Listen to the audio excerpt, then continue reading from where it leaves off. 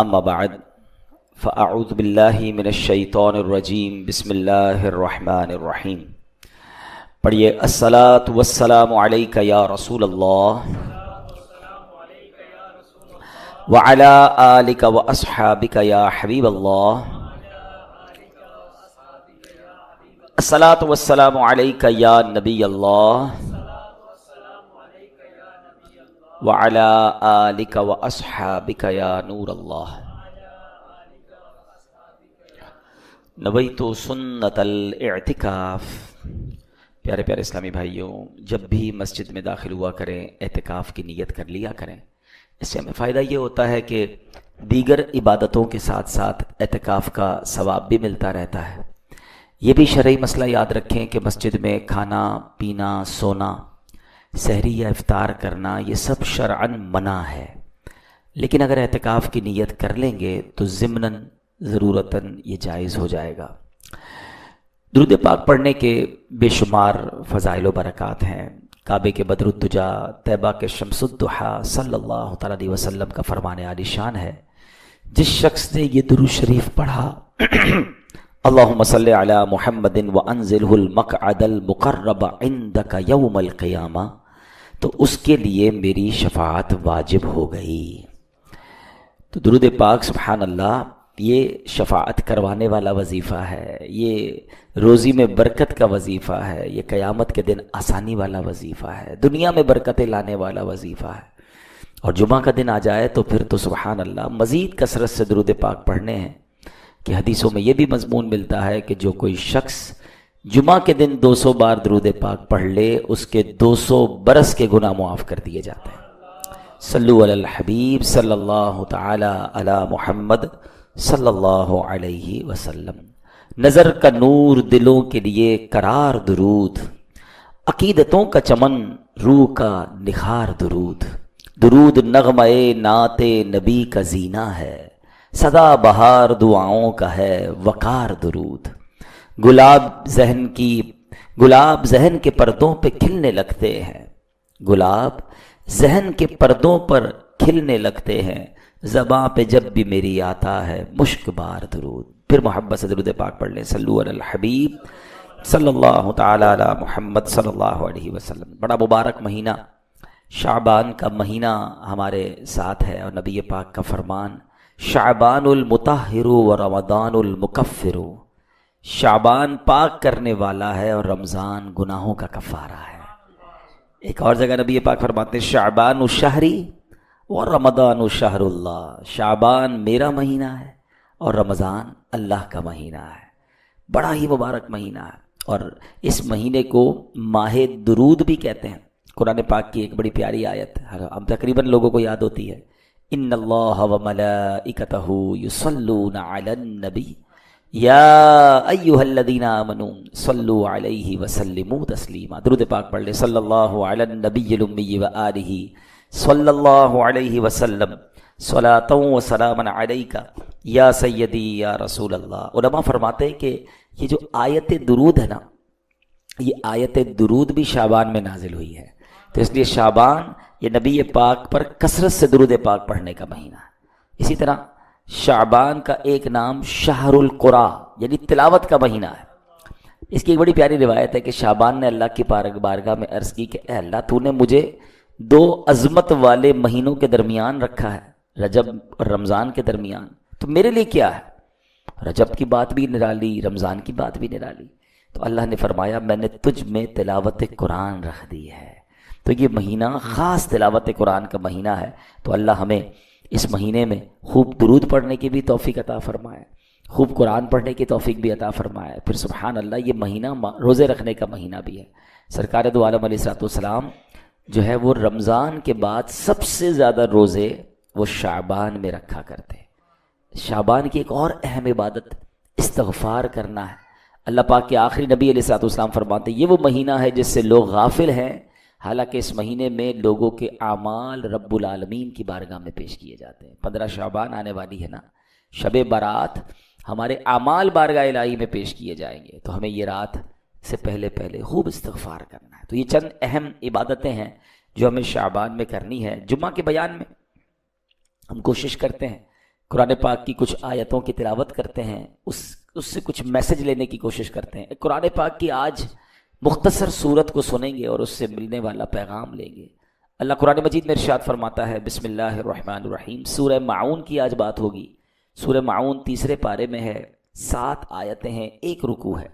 اور معون کے معنی ہے معمولی چیز، استعمال کی معمولی چیز. اس میں چونکہ معون ذکر ہے اس صورت میں تو اس لیے اس کا نام سورہ معون رکھا گیا. ایک روایت کے مطابق یہ صورت آدھی مکہ میں مکہ کے غیر مسلموں مثلا ابو جہل، عاص بن وائل وغیرہ کے متعلق نازل ہوئی، جبکہ آدھی مدینے میں عبداللہ بن ابی سلول منافق کے بارے میں مدینہ منورہ میں نازل ہوئی.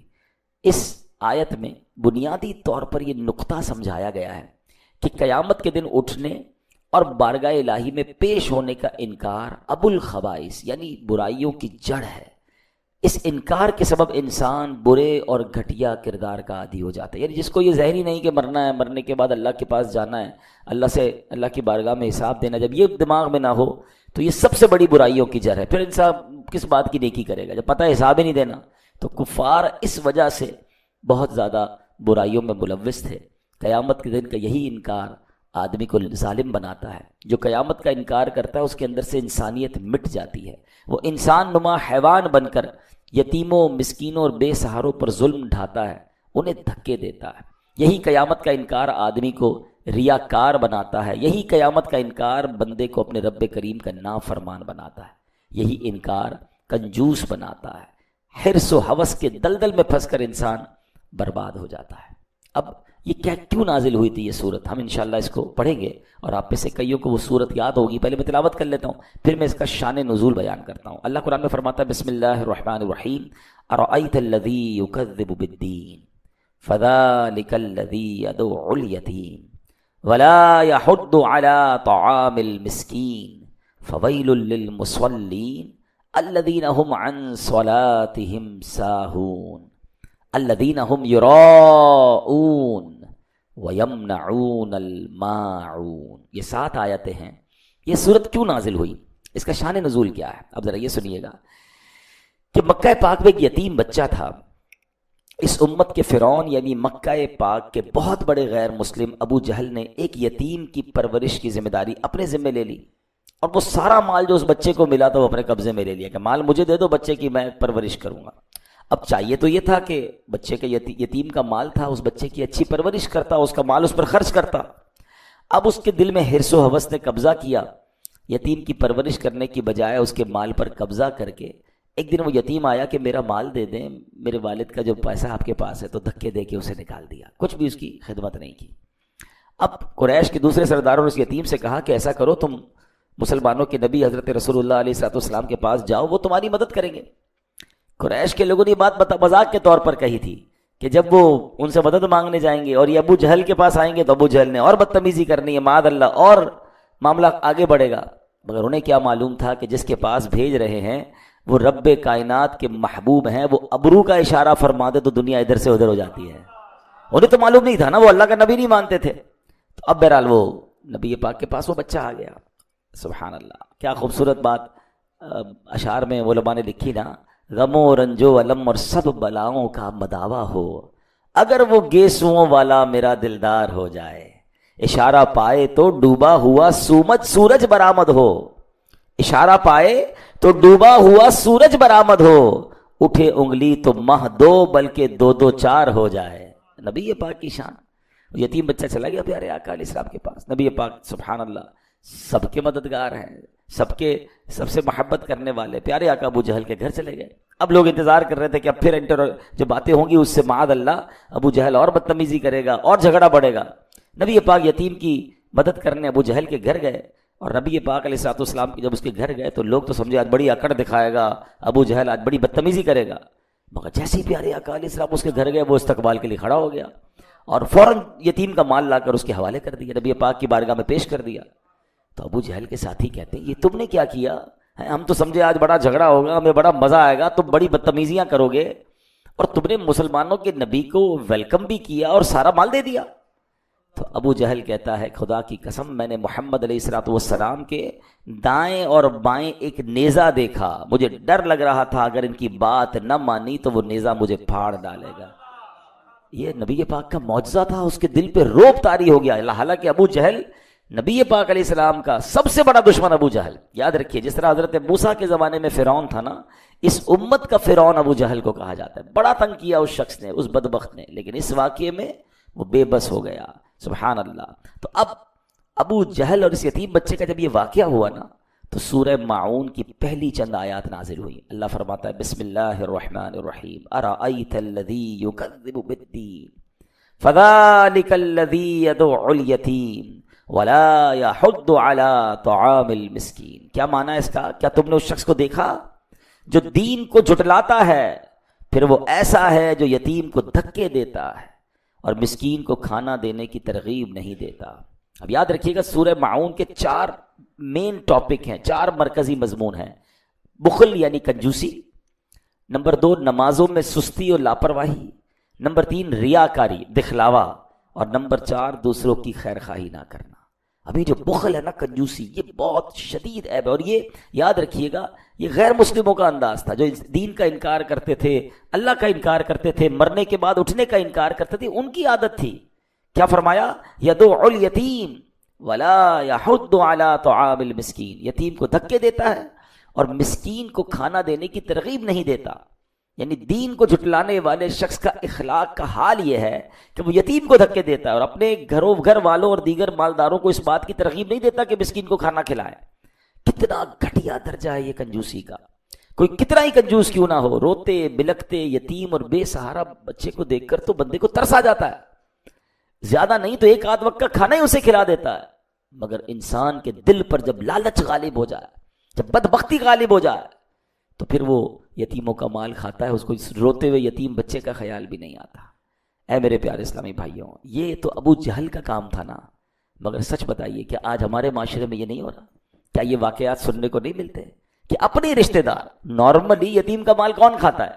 پھر رشتہ دار ہی تو کھا جاتے ہیں، یا کوئی والد کا دوست ہوتا ہے کہ آپ فکر ہی نہ کریں، بچے کو میں نے سنبھالنا ہے، میں نے پالنا ہے، اس کا مال مجھے دے دو، ورثہ مجھے دے دو، اب میں ٹھیک کر دوں گا۔ بھائی کھا جاتے ہیں، رشتہ دار کھا جاتے ہیں یتیم کا مال۔ آپ سوچیں اس آیت کو، اس سورت کو 100 بار پڑھا ہوگا، اور اللہ کفار کی عادتیں بیان فرما رہا ہے قرآن میں کہ یہ اتنے گھٹیا لوگ ہیں کہ یتیم کا مال کھا جاتے ہیں، مسکین کو کھانا نہیں کھلاتے۔ مگر آج کلمہ پڑھنے والا ورثے کا مال کھا جاتا ہے، بہنوں کا ورثہ لوگ کھا رہے ہیں، یتیم کا مال کھا رہے ہیں، کدھر جواب دیں گے؟ روایتوں میں آتا ہے یتیم کا مال مثل مال وقف ہے۔ مال وقف کے بارے میں فرمایا، مال وقف جو ہوتا ہے نا، مسجد کا چندہ، مدرسے کا چندہ، جو وقف کا پیسہ ہوتا ہے، اس کے بارے میں فرمایا کہ مال وقف بڑا احتیاط سے خرچ کرو، یہ یتیم کے مال کی طرح ہے۔ مگر یہاں تو فکر ہی کسی کو نہیں ہے۔ اے میرے پیارے اسلامی بھائیوں، یہاں تک علماء فرماتے ہیں کہ اگر کسی والد کا انتقال ہو، اب دیکھیں کتنی احتیاط ہے، اور اس کا ورثہ ظاہر ہے اب تو پیسے بچوں کے ہو گئے، گھر والوں کے ہو گئے، اس میں کوئی ایک نابالغ بچہ ہے، یتیم ہمیشہ نابالغ ہوتا ہے، یہ بھی یاد رکھیے گا۔ آپ کو 40 سال کا بوڑھا کہے میں یتیم ہوں، میں میرے ماں باپ انتقال کر گئے، تو پھر تو ہم تقریباً جتنے بڑی عمر کے لوگ ہیں سبھی یتیم ہیں، ہم میں سے کئیوں کے والدین چلے گئے ہیں۔ تو یتیم جب تک نابالغ ہوتا ہے وہ یتیم ہوتا ہے، یاد رکھیے گا۔ اب مثال کے طور پہ کسی کے والد کا انتقال ہوا اور اس کے بچوں میں سے کوئی ایک بچہ بھی نابالغ ہے، تو اب پیسے تو سب کے ہو گئے جو بھی انتقال ہوا اس کے، تو اب اس کے بچے ہوئے پیسوں میں سے اسی والد کے لیے یا والدہ کے لیے ایصال ثواب کا اجتماع نہیں کر سکتے، قرآن خوانی اور تیجا وغیرہ لنگر وغیرہ پہ جو خرچ ہوگا وہ نہیں کر سکتے، کیونکہ اب اس میں ایک یتیم کا مال بھی شامل ہو گیا ہے۔ تو احتیاط یہ ہے کہ پہلے سب کا مال الگ کر دیا جائے، اب جو بالغ ہے وہ کہے کہ میرے مال سے آپ جناب یہ نیکی کا کام کرے تو پھر کر سکتے ہیں۔ یعنی ایصال ثواب کے معاملے میں بھی یہ احتیاط کرنی ہوگی کہ یتیم کا چونکہ نابالغ ہے وہ اجازت دے نہیں سکتا، تو آپ اس کے مال سے خرچ نہیں کر سکتے۔ بالکل ایک احتیاط علماء یہ بھی بیان کرتے ہیں کہ آپ یتیم کو یا نابالغ کو تحفہ دے سکتے ہیں، مگر اس سے تحفہ لے نہیں سکتے، کیونکہ اس کو تحفہ دینے کی ابھی، کیونکہ اس کا مال اس کو خرچ کرنے کی اس طرح اجازت نہیں ہے، اس کی پوری تفصیل ہے، ٹھیک ہے نا۔ تو یہ احتیاط بہت ضروری ہے، لیکن آج کسی کو فکر ہی نہیں ہے۔ حالانکہ قرآن یتیم کے مال کی احتیاط کیسے بیان کرتا ہے؟ اللہ فرماتا ہے ان الذین یأکلون اموال الیتامی ظلما انما یأکلون فی بطونہم نارا وسیصلون سعیرا۔ قرآن کہتا ہے بے شک وہ لوگ جو ظلم کرتے ہوئے یتیموں کا مال کھاتے ہیں اور وہ اپنے پیٹ میں بالکل آگ بھرتے ہیں، اور ان قریب یہ لوگ بھڑکتی ہوئی آگ میں جائیں گے۔ یتیم کا مال یہ آگ بھرنا ہے، خدارا یتیموں کے ساتھ اچھا کریے۔ حدیث پاک میں آتا ہے کہ یتیم کا مال ظلمن کھانے والے قیامت میں اس طرح اٹھیں گے کہ ان کے منہ، کان اور ناک سے دھواں اٹھتا ہوگا، جس سے وہ پہچانے جائیں گے کہ یتیموں کا مال ناحق کھانے والے ہیں۔ خاندان میں چیک کیجئے، مجھے جو سن رہے ہیں یا میری ویڈیو بعد میں دیکھیں، اگر کسی رشتہ دار کے کسی بچے کا، خاندان کے کسی بچے کا، اس یتیم کا آپ پر حق باقی ہے، خدا کے واسطے پورا اچھے طریقے سے ادا کر دیں۔ ادھر بھی مارے جائیں گے، ادھر بھی مارے جائیں گے۔ اور سبحان اللہ، یتیم کی کفالت کتنی بڑی نیکی ہے۔ پیارے آقا علیہ الصلوۃ والسلام فرماتے ہیں بہترین گھر وہ ہے جس میں یتیم ہو اور اس کے ساتھ اچھا سلوک کیا جاتا ہو۔ فرمایا مسلمانوں میں بدترین گھر وہ ہے جس میں جو ہے وہ یتیم کے ساتھ برا سلوک کیا جاتا ہو۔ اور سبحان اللہ، نبی پاک فرماتے ہیں جو شخص یتیم کے سر پر محض اللہ کی رضا کے لیے ہاتھ پھیرے تو جتنے بالوں پر اس کا ہاتھ گزرا ہر بال کے بدلے اس کے لیے نیکیاں ہیں، یعنی ہاتھ پھیرنے پر ہر بال پر نیکیاں ہیں۔ اور فرمایا جو شخص یتیم لڑکی یا یتیم لڑکے پر احسان کرے، میں اور وہ جنت میں اس طرح ہوں گے، اپنی انگلیاں ملا کر فرمایا، یعنی آقا کے ساتھ جنت میں جانا ہے تو یتیموں کے ساتھ اچھا سلوک کرنا ہے، اور اللہ نہ کرے جہنم کا آگ کھانی ہے تو جو برا سلوک کر رہے ہیں وہ تیار ہو جائیں۔ کیسے اتنا، یہ تو بہت بڑی نیکی ہے۔ بلکہ اب یہ بھی میں آپ کو مشورہ دوں گا، آپ میں سے بہت سارے ایسے ہوں گے جو کہیں گے یار ہمارے خاندان میں تو کوئی یتیم نہیں، اچھی بات ہے، تو پھر یہ ثواب کیسے ملے گا؟ تو ثواب یوں ملے گا، آپ کسی اور خاندان کے یتیم بچے کا خیال کر لیں۔ ہے رشتہ داروں میں ہوتا ہے، غریب بہت سارے لوگ ہیں، تو آپ ڈھونڈے نا، کوئی ایسی فیملی ڈھونڈے گے جس میں کوئی یتیم ہو، آپ اس کی کفالت کر لیں، کیونکہ جنت میں نبی پاک فرما رہے ہیں ہم دونوں اس طرح جائیں گے۔ آپ کو خوشخبری بھی دے دیتا ہوں، الحمدللہ دعوت اسلامی شہر کراچی میں اللہ کی رحمت سے اسٹیٹ آف آرٹ یتیم خانہ بنا رہی ہے، اور انشاءاللہ قریب اس کا افتتاح ہونے والا ہے۔ جب وہ انشاءاللہ آن ہو جائے گا ہم آپ کو بتائیں گے کہ آپ بھی یتیموں کی کفالت کر سکیں گے۔ اپنے گھر میں یتیم کو نہیں پال سکتے تو کسی اچھے انداز سے جو یتیم خانے ہیں وہاں جا کر ہم اپنے بچوں کو انشاءاللہ اسپانسر کریں، لیکن یہ وہ نیکی ہے جو کرنی چاہیے، اور کبھی کسی جو مسکین اور یتیم ہے اس کے ساتھ برا سلوک نہ کریں۔ یہ ابو جہل کا انداز، اور ہم خود قرآن میں پڑھ رہے ہیں، بار بار سورہ معون پڑھتے ہیں کہ لعنت کی گئی جن لوگوں پر، ہم ان کا ذکر پڑھ بھی رہے ہیں، اور معاذ اللہ اگر وہ عمل ہمارے درمیان ہے تو یہ کتنی بری بات ہے۔ اچھا، یہاں جو ہاتھ پھیرنے والی بات ہوئی، اس کی بڑی پیاری تفسیر مفتی احمد یار خان نعیمی فرماتے ہیں کہ جو شخص اپنے عزیز یا اجنبی یتیم کے سر پر محبت و شفقت کا ہاتھ پھیرے، اور یہ محبت صرف اللہ اور رسول کی رضا کے لیے ہو، تو ہر بال کے بدلے اسے نیکی ملے گی۔ یہ ثواب تو خالی ہاتھ پھیرنے پر ہے۔ جو مال خرچ کرے، اس کی خدمت کرے، اس کی تعلیم کا انتظام کرے، تو سوچے پھر اجر کتنا ہوگا۔ سبحان اللہ، سبحان اللہ۔ بلکہ ایک اور اس میں بڑی پیاری بات ہے کہ اگر کسی کو دل نرم نہ ہوتا ہو نا، بعض لوگ کہتے ہیں رونا نہیں آتا، دل میں سختی بڑی ہے۔ ایک بار ایک شخص نے نبی پاک کی بارگاہ میں عرض کی تھی، حضور میرا دل سخت ہے، دل کی سختی کی شکایت کی۔ تو پیارے آقا نے فرمایا کیا تو چاہتا ہے کہ تیرا دل نرم ہو جائے، تیری حاجتیں پوری ہوں؟ تو یتیم پر رحم کیا کر، اس کے سر پر ہاتھ پھیرا کر، اپنے کھانے میں سے اس کو کھلایا کر، ایسا کرنے سے تیرا دل نرم ہوگا، تیری حاجتیں پوری ہوں گی۔ جس کو لگے نا یار مجھے دعا میں رونا نہیں آتا، میرے دل میں سختی ہے، وہ نرمی نہیں ہے۔ یتیموں کے ساتھ اچھا سلوک جو ہے، سبحان اللہ، یہ وہ عمل ہے جو دل کو نرم بھی کر دیتا ہے، حاجتوں کو بھی پورا فرماتا ہے۔ اچھا، اس میں بڑی پیاری بات علماء نے فرمائی، یہ بھی حدیث میں ہی ہے، لڑکا یتیم ہو تو اس کے سر پر ہاتھ پھیرنے میں آگے کو لائے، یعنی پیچھے سے ہاتھ کو آگے لانا ہے، ایسے ہاتھ پھیرنا ہے۔ اور جب اس کا باپ ہو یعنی بچہ یتیم نہ ہو تو پھر ہاتھ پھیرنے میں اوپر سے لے کے گردن کی طرف سے۔ یتیم بچے کے لیے جو طریقہ ہے وہ یہ بتایا گیا۔ بہرحال اللہ ہمیں یتیموں کے ساتھ بہترین عمل کرنے کی توفیق عطا فرمائے۔ اب اس صورت میں کفار کا ایک اور انداز کیا بتایا، الذین هم عن صلاتهم ساہون، جو اپنی نماز سے غافل ہیں۔ تفسیر نصفی میں ہے، اس سے مراد منافقین ہے کہ جب وہ لوگ تنہا ہوتے ہیں تو نماز نہیں پڑھتے، کیونکہ وہ اس کے فرض ہونے کا اعتقاد نہیں رکھتے، اور جب وہ لوگ سامنے ہوتے تو بڑے نمازی بنتے ہیں، اپنے آپ کو نمازی ظاہر کرتے ہیں، انہیں دکھانے کے لیے اٹھ بیٹھ کر لیتے ہیں۔ حقیقت میں یہ لوگ نماز سے غافل ہیں۔ اب قرآن میں یہ کفار اور منافقین کا طریقہ بتایا گیا جو نماز سے غافل ہیں، الذین هم عن صلاتهم ساہون، جو اپنی نماز سے غافل ہیں۔ مگر سچ بتائیں آج مسلمان نماز سے غافل نہیں ہیں۔ کئی لوگ تو صرف جمعے کی نماز پڑھتے ہیں، جمعے کو مسجد میں آتے ہیں، پھر اگلے جمعے آتے ہیں۔ یہ کیا ہے؟ کیا جمعہ ہی فرض ہے؟ باقی نمازیں فرض نہیں؟ نماز سب سے پہلا فرض ہے، اور یہ ہم منافقوں کا طریقہ پڑھ رہے ہیں جو نماز سے غافل ہے۔ اچھا، کچھ لوگ تو 5 ٹائم نماز نہیں پڑھتے، اچھا کچھ کیا کرتے ہیں، جب موڈ آیا پڑھ لی، آج 2 پڑھ لی، آج 3 پڑھ لی، کبھی کہتے ہیں یار باقی تو نمازیں پڑھ لیتا ہوں، فجر میں آنکھ نہیں کھلتی. یہ کتنی بڑی غفلت ہے کہ آپ کہہ رہے ہیں کہ ہماری فجر میں آنکھ نہیں کھلتی. انہی سے میرا ایک سوال ہے، کبھی صبح 7 بجے آپ کی فلائٹ ہو تو آنکھ نہیں کھلتی؟ آپ کہتے ہیں نہیں پھر تو 4 بجے ایئرپورٹ پہنچ جاتا ہوں، 2 الارم بھی رکھتا ہوں، گھر والوں کو بھی کہتا ہوں. کبھی صبح ٹرین ہو آپ کی، وہ کبھی چھوٹتی ہے. کبھی آپ کی آفس کی کوئی اہم میٹنگ ہو مارننگ میں، وہ چھوٹتی ہے. اس کا مطلب وہ نہیں چھوٹتی، اس کے لیے آنکھ کھلتی ہے. ایمبیسی میں انٹرویو ہو، لوگ صبح جا کے لائن میں لگ جاتے ہیں. ہر چیز کی پریورٹی ہے، ترجیح ہے، پریورٹی نہیں ہے تو نماز کی نہیں ہے. کیسے بندہ کہتا ہے میری نماز میں آنکھ نہیں کھلتی؟ اس کا مطلب نماز کی اہمیت نہیں ہے آپ کے نزدیک. باقی دنیا کے کام کے لیے سب کی آنکھ کھلتی ہے. صبح رات کو کبھی جائے، رات کو 3-4 بجے ایئرپورٹ پہ رش لگا ہوا ہے، کیا سب کی آنکھ کیسے کھل گئی؟ مسجد میں کیوں رش نہیں لگا ہوا؟ کیونکہ وہ فلائٹ ہے یار، مس ہو جائے گی تو نقصان ہو جائے گا، خرچہ ہو جائے گا، فلاں پرابلم ہو جائے گا. اٹ مینز آپ کے نزدیک وہ فلائٹ، وہ ٹکٹ ضائع ہونا وہ زیادہ اہمیت ہے. اللہ کی قسم کروڑوں روپے ایک طرف ہے، ایک نماز قضا ہونا کا گناہ جو اور اس کا عذاب و نقصان ایک طرف ہے. مگر وہ احساس تو ہو. کتنی بڑی بد نصیبی ہے کہ روزانہ صبح الارم رکھتے ہیں لوگ، اسکول کا، بچے کی اسکول کا الارم ماں رکھے گی، باپ اپنے آفس کا الارم رکھے گا، نہیں رکھے گا تو فجر کا الارم نہیں رکھے گا.